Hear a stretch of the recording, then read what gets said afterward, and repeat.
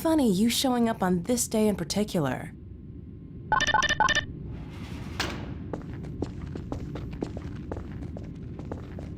Kleiner's lab. Kleiner's lab was the first piece of storytelling we worked on, and the one that took the longest to figure out. In addition to its role in launching the player into the game, it eventually became the unifying vision for the development team in terms of storytelling. As we began building our characters and narrative delivery around the player, many questions arose, all of which felt like major risks for the game. Would players be able to extract the important information from the scene? Could we get them to care about these characters? How would we support players with varying levels of investment in the story? How costly would it be to produce a scene like this? And how many more would we need?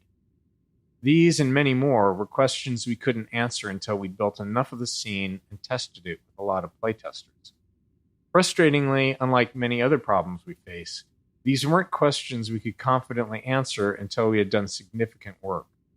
We can often test gameplay ideas with low-fidelity prototypes, but if a player isn't invested in our storytelling when the characters are just gray blocks, how confident can we be that they'll care once the characters are fully realized?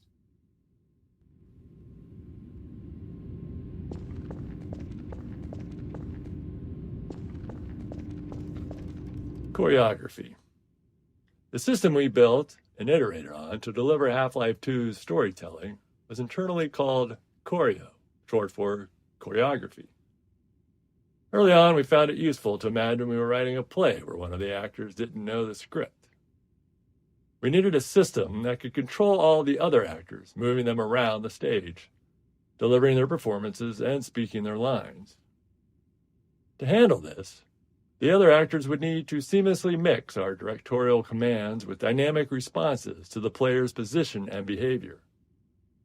Timing was clearly going to be a major challenge, as any part of the scene might need to lengthen, contract, or even pause, depending on what the player was doing.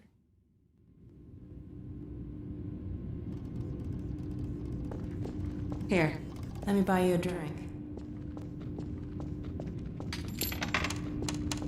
FacePoser. The primary tool we built to power the Choreo system was called FacePoser, an inaccurately named program that allowed our animators to lay out the entire structure of our scenes along a timeline. The timeline contained a series of choreo commands for the actors, along with all the necessary information for them to perform those commands. By layering these commands on the timeline, animators could easily describe how an actor might need to face one thing while talking towards another and walk to a different location, all at the same time. But the timeline wasn't a fixed linear sequence. Actors would follow their commands, but they had to respond dynamically to the world around them. An actor might take longer to move to a location if the player is in the way, or they might need to wait to deliver a line because another actor has been delayed by the player. FacePoser allowed us to rapidly iterate on scenes, trying different layouts, dialogue deliveries, and timings. This ability to quickly experiment and adjust proved critical in finding the right performances to achieve our character and narrative goals. Come on, Gordon. Choreo commands. This debug visualization shows the two most common choreo commands actors receive throughout a scene, internally known as look-ats and move-tos. Actors are given targets to look at, sometimes more than one at a time, and then try to focus on the one that makes the most sense given their current state. At the same time, they might be receiving move-to commands, which tell them to move to a location and face a specific direction or object. Even these seemingly simple commands involved a lot of complexity. A scene might require an actor to talk while typing on a keyboard, all while looking at an object the player is holding.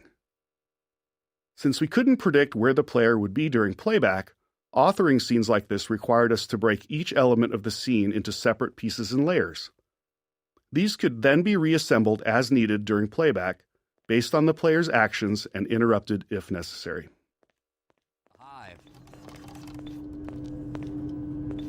We can't keep him here long, Doc. Lab interactivity. In our choreo scenes, we have the player trapped for a bit, allowing us to focus on the characters and narrative. To accommodate different players, some deeply invested in the story, others unable to stand still for more than a second, we felt like we needed a constant stream of interesting details on screen.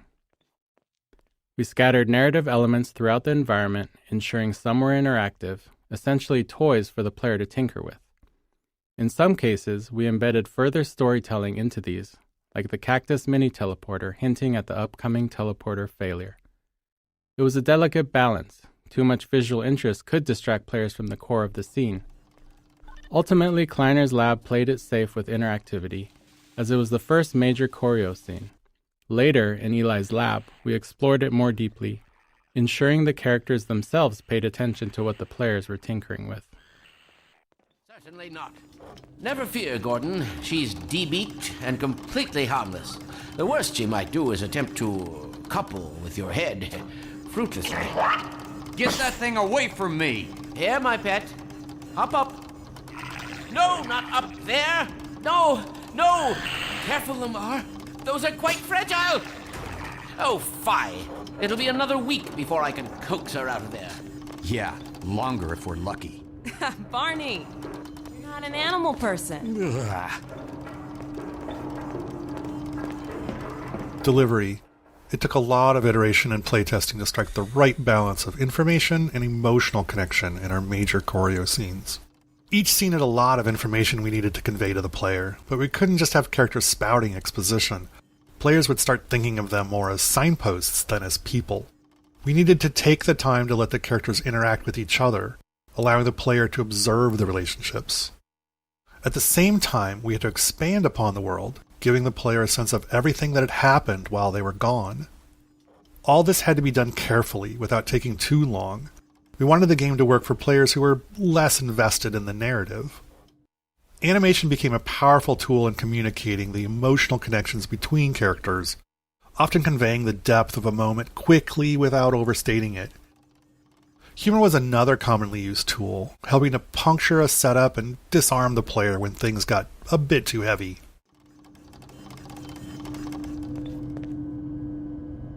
Writing.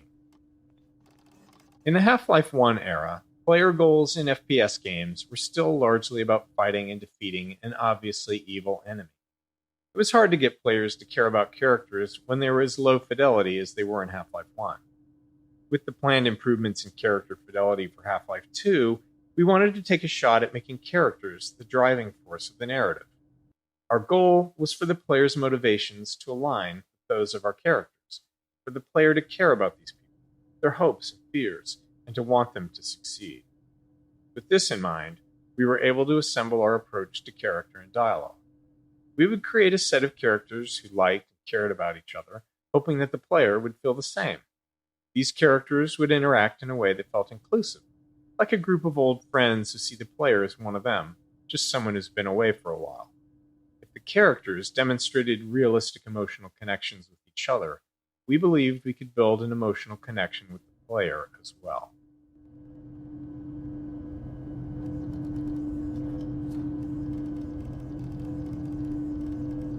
Get your suit on, Gordon.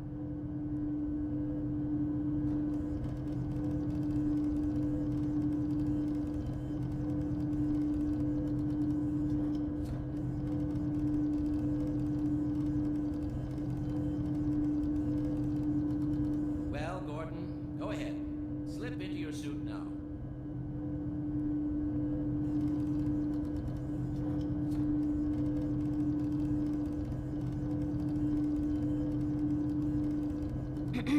Let's get a move on.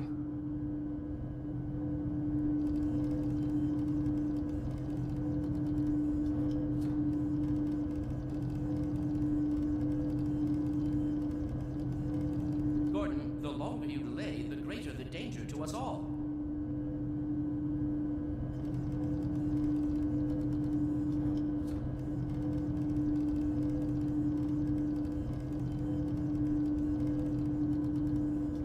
Get your suit on, Gordon.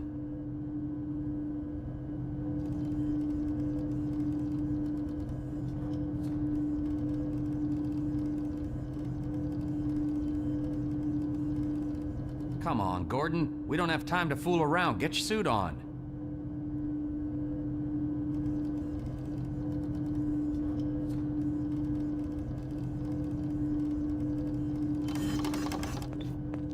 Voice actors. To create more responsive and multidimensional characters in Half-Life 2, we needed to evolve our approach to working with voice actors. While running through a script with a modicum of direction was sufficient for much of the NPC dialogue for Half-Life 1, for Half-Life 2 we decided to give the actors more of an opportunity to be involved in helping to define the characters and bring them to life. We provided much more story context to the actors, showing them the game world, the environments their characters inhabited, and the other characters they interacted with. We sought actors who could take all that information and synthesize it into their performances to elevate their characters beyond what we had imagined. We held multiple sessions with the main actors, allowing them to digest and build upon their characters over time. For scenes where characters are interacting with each other, we'd often cue an actor with performances from other actors in the scene to create a better sense of connection and flow. Though we'd arrive at the studio with a script and a plan for the recording session, we made sure that the actors felt empowered and had the space to bring their own ideas to the character and performances. Having animators attend the voiceover sessions also proved critical, as they were responsible for stitching the characters' dialogue together with physical actions and expressions to form the resulting choreo scene. Often, animators found that their plans for how a scene would play out evolved quite a bit after working with the voice actor.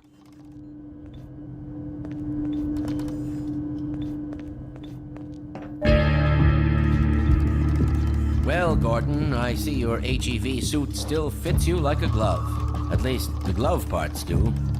I've made a few modifications, but I'll just acquaint you with the essentials. Now, let's see. The Mark V... Archetypes. We wanted to create narrative links between Half-Life 1 and Half-Life 2 through our characters. Our idea was to design individuals who felt like representations of Half-Life 1's archetypes, so that players might find them familiar, almost as though they'd met them in Half-Life 1 at some point that they couldn't quite remember. We based Dr. Kleiner on the scientist model we felt was the most iconic, and his personality was largely shaped by Hal Robbins, whose voice and performances had defined the Half-Life 1 scientists. One day, when we were in the thick of trying to figure out this character, Dr. Kleiner's face came into focus, as we happened to share an elevator with an accountant from an office on another floor of our building, and looking at him, it was clear that this is Dr. Kleiner's face. Luckily, he was receptive when we asked if we could photograph him for a video game character. Character reactions. Figuring out what characters should react to and how was an ongoing challenge. At the core, we always want the game to respond to player input. However, any response from the game can be seen as a reward by the player. So, what characters react to and what they ignore teaches the player about the kind of input the game expects. As a result, we made sure to respond to things we wanted more of, like players tinkering with devices in the lab, and ignored behaviors we wanted less of, like players repeatedly slapping Kleiner in the face with a box over and over again. Seriously, we watched a playtester do it for 5 minutes straight. This way, Gordon. Tone. Setting the right tone for our characters and their dialogue was critical. We aimed for a respectful, almost pleasant style of interaction with the player, while avoiding anything that felt too subservient. This balance was especially tricky with Alyx, who needed to support the player without compromising the strength of her character, something we felt was crucial for players to respect her. Her relationship with Eli was a core driver of the player's motivations, so it was important that players liked her and wanted to help her. We also wanted to contrast the warmth and camaraderie between the player's allies against the hostilities of Breen and the Combine, inspiring a sense of righteous indignation in the players for the battles ahead. Animation. Constructing believable human motion for our characters out of many discrete layers of animation required a lot of technological iteration. Even simple actions like turning to look at something or walking to a location became more complex when combined with the need to dynamically respond to the player and the requirements of choreo commands. For example, turning to look at something had to be fully composed, allowing a character to use any combination of its eyes, head, shoulders, upper torso, or full body to face a target. In Half-Life 1, human characters had their bodies separated into upper and lower halves, allowing them to walk in one direction while facing another. However, this approach was too abstract for Half-Life 2's characters. Instead, our animators created walking animations in all 8 directions of the compass, which could then be smoothly blended together at runtime.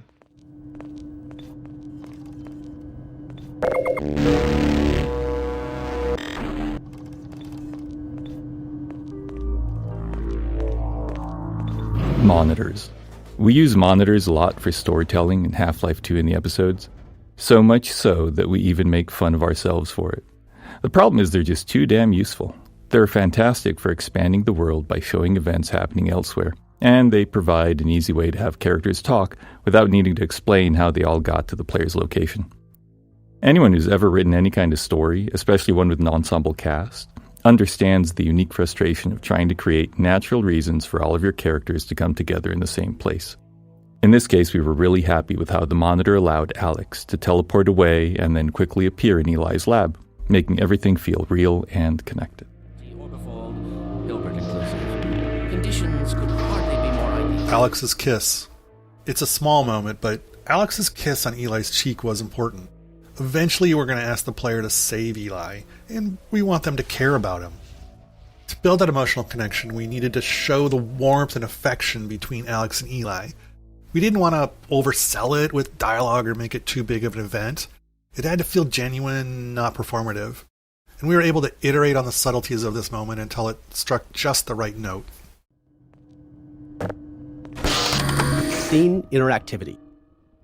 At certain points in our choreo scenes, we require the player to take action.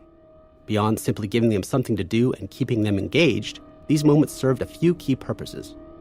First, they allow the player to catch up even if they've been distracted by something else in the environment. The scene could safely pause until the player completed the task, ensuring they were back and paying attention. At the same time, it let us position the player where we needed them, which was useful for framing the scene and making sure they saw something important. In some cases, we got double value out of these moments by using them to train the player. Here, they're learning to interact with plugs and sockets, a skill they'll need for puzzles later in the game.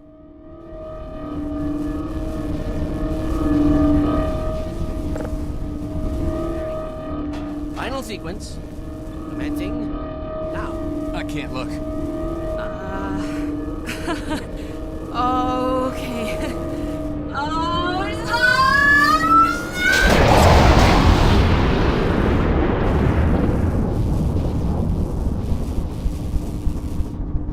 Well, did it work? See for yourself. Hey, Doc. Thank goodness. My relief is almost palpable. Fantastic work, Izzy. Well, I can't take all the credit. Dr. Freeman proved an able assistant. Let's go ahead and bring Gordon through now. Right you are. Speak to you again in a few moments.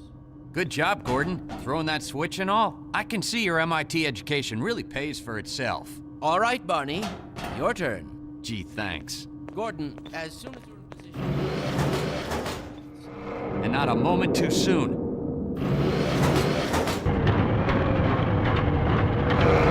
Excellent. Initializing in 3, 2, 1. Barney, if you'll be so kind. Good luck out there, Gordon. Yes, indeed. We're ready to project you, Gordon. Bon voyage, and best of luck in your future endeavors. Final sequence. What the hell? What is it? It's your head, the freaking head humper! Lamar, Kelly, no! Is Lamar with him? Forget about that thing. I'm not sure. It seems to be some kind of interference. Gordon, stay put. We'll get you out of here. Something is drawing him away. What's the meaning of this? Who are you? How did you get in here? Get him out of there. That's just way this will feel. It will peel you apart. Just lost Gordon. What's going on? I wish I knew.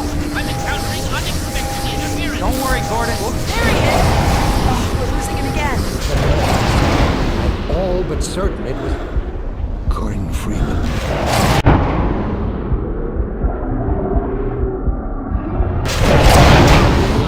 He didn't come through. Where is he? Behind you. Shut it down. Shut it down. You must Get out of here! Vance! Get down out of sight. I'll come find you.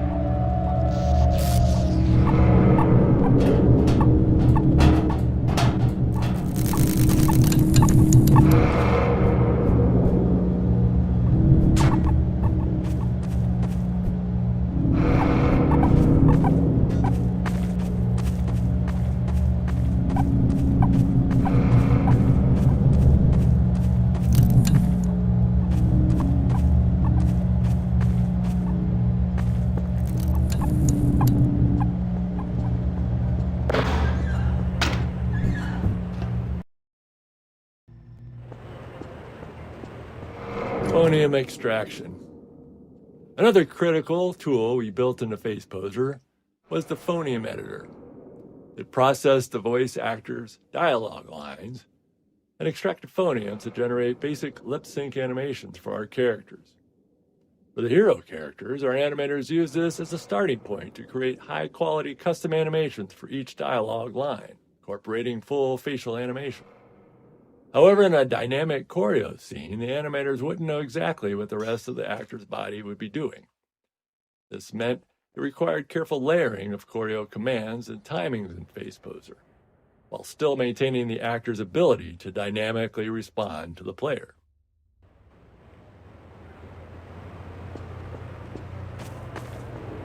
At the time of Half-Life 2's release, most first-person shooters gave the player a gun or a melee weapon right off the bat, but we opted to start them empty-handed. Without a weapon, it was easier to train the player on the more novel ways they're able to interact with the world, and introduce them to our story. We wanted the player to transition from fugitive to the aggressor, and arming them at the right time created that moment naturally. By the time they finally get a weapon, they're done running away. They say sometimes the best way to win is to walk away, but we all know that's not true. The best way to win is to run towards something while shooting at it.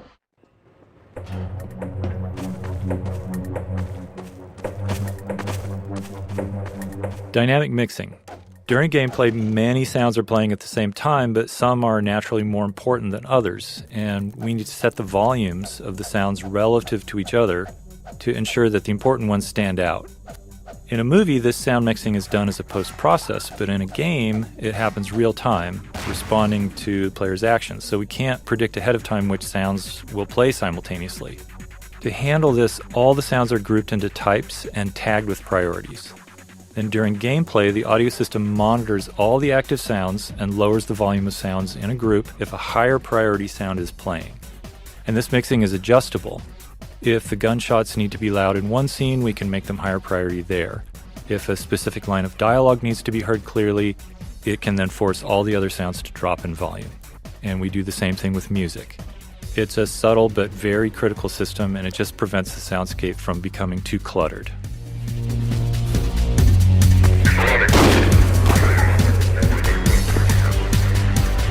Bullet audio. If there's one thing we're sure of, it's that a lot of bullets will fly past a player throughout the game. So we spent a bunch of time trying to perfect the audio treatment for it. Unfortunately, bullets in the game are essentially instantaneous, so we can't just attach a sound to them and rely on the movement for positioning. So after some experimentation, we landed on this solution. By figuring out the closest point on the bullet's trajectory to the player's ear, we calculate the exact time and position the bullet would conceptually pass them. We then play two different sounds at that point to fake a Doppler effect, one for the bullet's approach and one for its departure. And we delay the departure sound based on the calculated time the bullet passed by. Audio caching. Another problem we ran into was the sheer amount of audio in the game.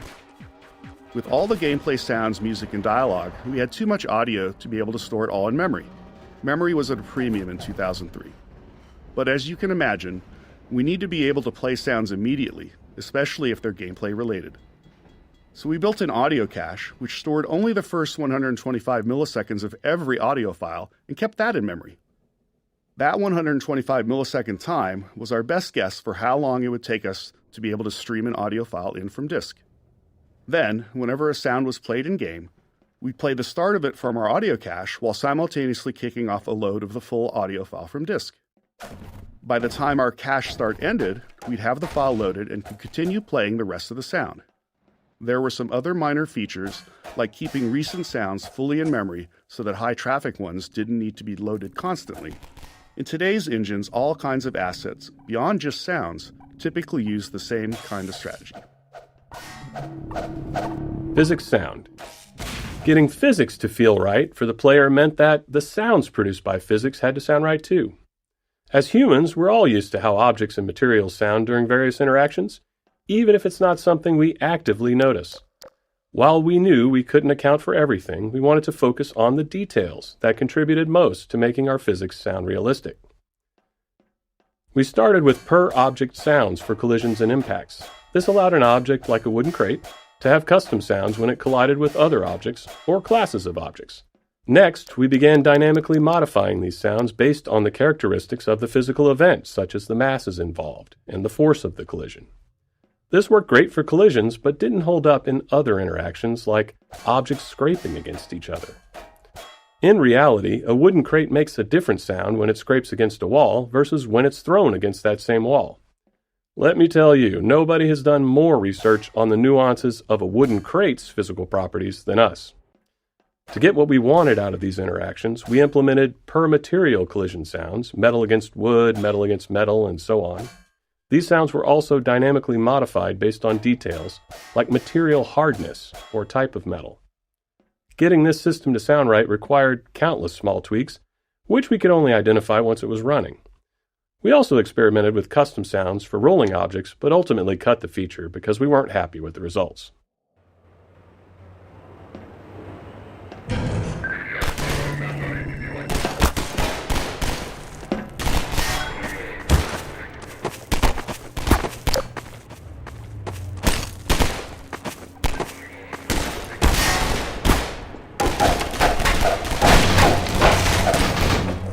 Automating DSP. All the sounds a player hears are processed through our digital signal processing system, or DSP.